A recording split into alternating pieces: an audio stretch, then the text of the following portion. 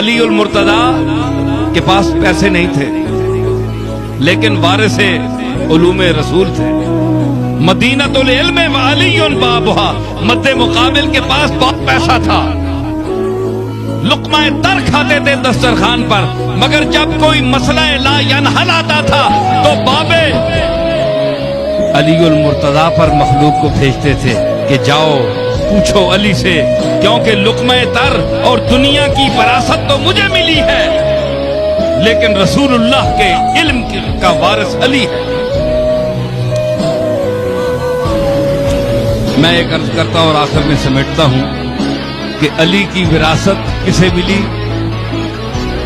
غوث جلی کو. علی کی وراثت ملی کسے؟ غوث جلی کو.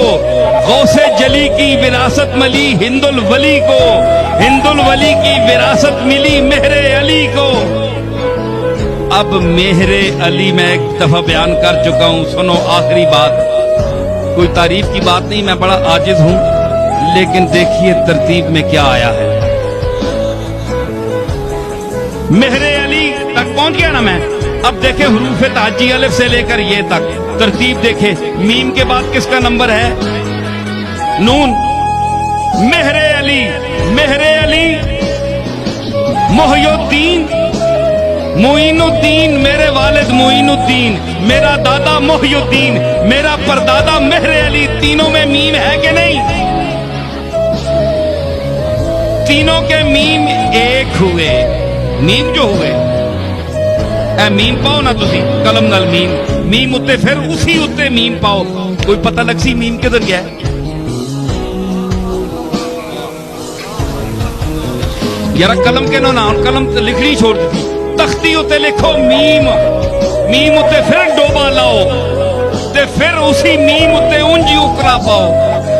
میم پھر ڈوبا لاؤ پھر اسی اتے لکھو میم. 3 واری لکھ سو، 300 واری لکھ سو، ایک ہی میم اسی.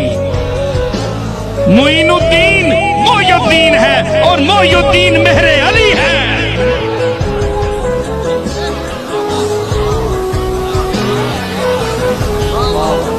سمجھ آئی؟ میماں وچوں وکھریاں وکھریاں نہیں، میم ایک ہے.